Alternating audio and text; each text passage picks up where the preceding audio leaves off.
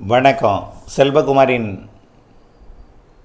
தென்மேற்கு மற்றும் வடகிழக்கு பருவமழைகள், அதாவது கோடை மழை சுருக்கம் மற்றும் தென்மேற்கு பருவமழை வடகிழக்கு பருவமழை குறித்த ஒரு கண்ணோட்டம். அதிகாரப்பூர்வ வானிலை அறிக்கைக்கு இந்திய வானிலை ஆராய்ச்சித்துறை அறிக்கையை பார்க்கவும். 2024 ஏப்ரல் 5 ஞாயிற்றுக்கிழமை அதிகாலை ஆய்வறிக்கை.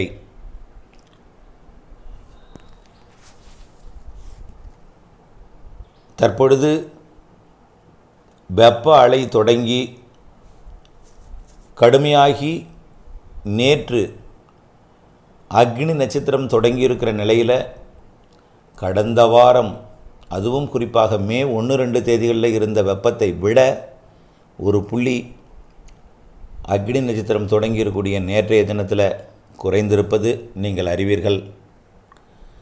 அக்னிக்கு ஆயுள் 6 நாள் என்று மே 1ஆம் தேதி அறிவித்திருந்தோம். ஆக மே 6ஆம் தேதிக்கு பிறகு கண்டிப்பாக இந்த வெப்ப அலை என்பது குறைந்திருக்கும். மே 7ஆம் தேதி மேலும் குறையும். மே 8ஆம் தேதி 100 டிகிரிக்கு கீழ் வரும், 100 டிகிரியை ஒட்டி வரும். 9-10 தேதிகளில் கண்டிப்பாக 100 டிகிரிக்கு கீழ் வரும். எங்காவது ஓரிரு இடத்துல இருந்தாலும் 100 டிகிரிக்கு மேல் வெப்பத்திற்கு வாய்ப்பில்லை. ஏதாவது ஒரு நாள் 101, 102 எட்டினாலும் அது ஓரிரு நாள் தான் இருக்கும். பொதுவாக சுருக்கமாக சொன்னால் அக்னி நட்சத்திரத்தின் தொடக்கம்தான் இப்படி இருக்குமே தவிர, ஆனால் அக்னி நட்சத்திரத்துக்கு முன்பு இருந்த வெயிலை காட்டிலும் தொடக்கம் குறைவுதான். ஆனால் அதைவிட குறையும் ஓரிரு நாளில். கண்டிப்பாக 8ஆம் தேதிக்கு பிறகு வெப்பம் மேலும் குறையும்.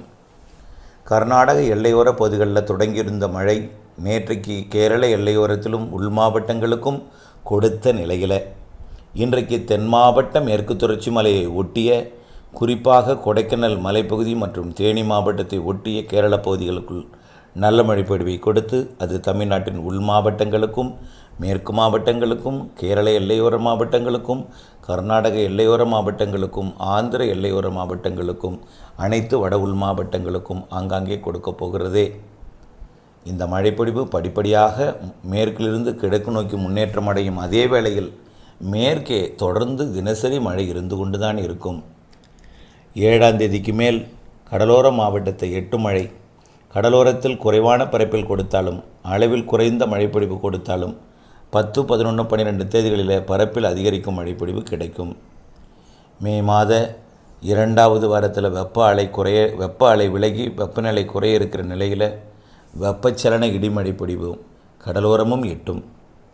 இந்த நிலையில் மே மாத 15 தேதி வாக்கில் உருவாகும் என்று எதிர்பார்க்கப்பட்ட ரீமால் புயல் வரக்கூடிய 16ஆம் தேதி வாக்கிலே உருவாகி 22ஆம் தேதிக்குள் அது கரை கடக்கும் என்று எதிர்பார்க்கப்படுகிறது.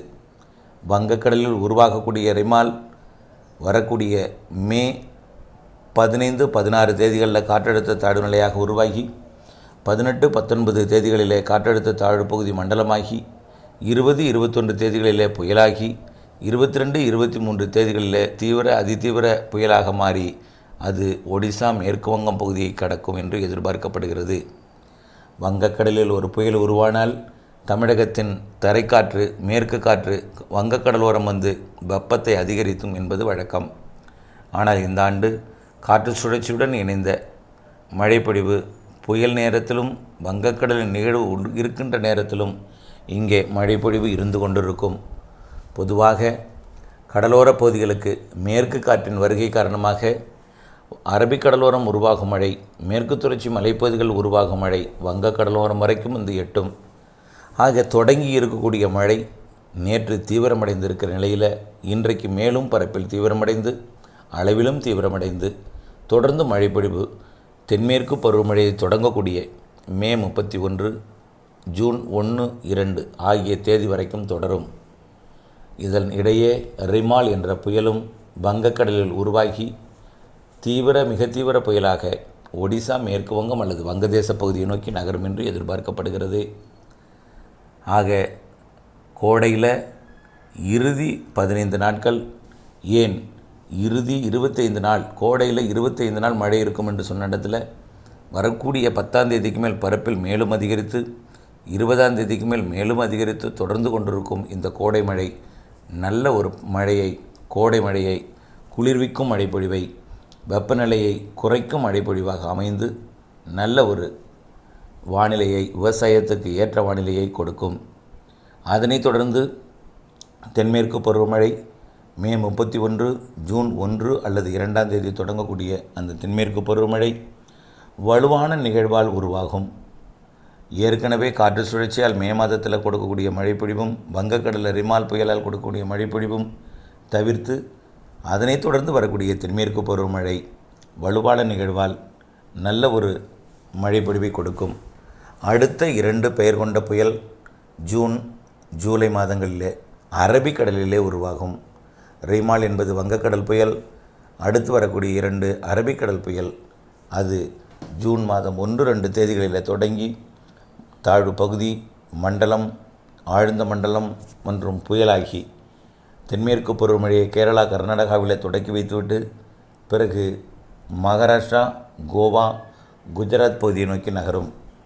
இதன் காரணமாக கரை கடக்கக்கூடிய இடத்துல பருவமழைக்கு முந்தைய மழையாகவும், புயல் உருவாகக்கூடிய இடத்துல, தாழ்வு நிலை உருவாகக்கூடிய இடத்துல பருவமழையாகவும் தொடங்கும்.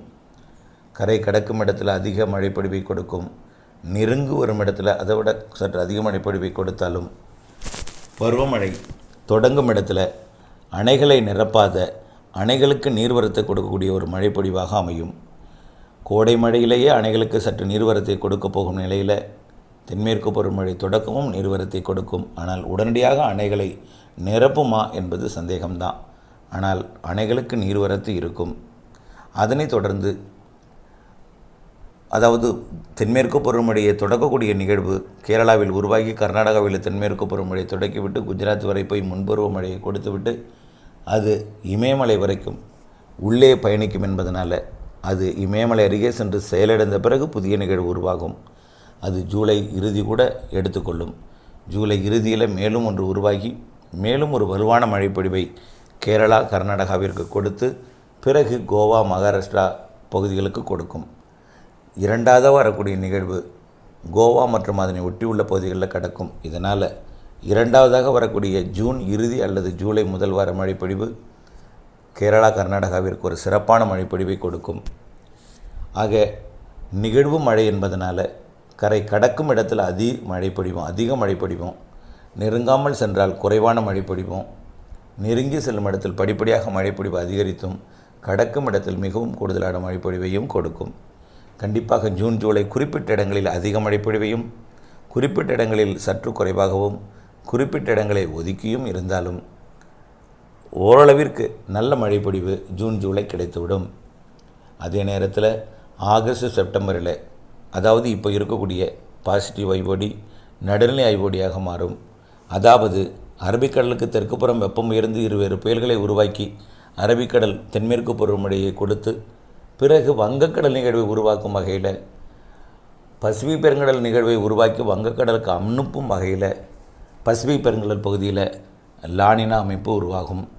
லானினா அமைப்பும் நெகட்டிவ் ஐஓடியும் இணைந்து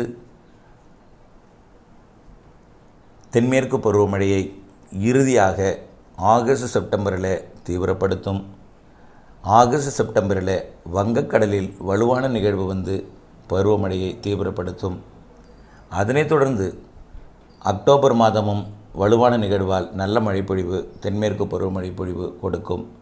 அக்டோபர் 20, 21, 22 தேதிகளில் வடகிழக்கு பருவமழையை தொடக்கக்கூடிய நிகழ்வு உருவாகும். அது தென்சீன கடற்பகுதியிலிருந்து தாய்லாந்து வளைகுடா வழியாக அந்தமான் கடற்பகுதி வழியாக ஒவ்வொன்றாக வரும் என்பதனால் கண்டிப்பாக நெகட்டிவ் ஐஓடி மற்றும் லானினா அமைப்பு காரணமாக இந்த ஆண்டு வடகிழக்கு பருவமழை அமைப்பு வலுவான நிகழ்வால் அமையும். வலுவான நிகழ்வால் குறிப்பிட்ட இடங்களில் அதிக மழைப்பொழிவையும், அனைத்து இடங்களுக்கும் கடலோரம் அதிக மழைப்பொழிவையும் கொடுக்கும்.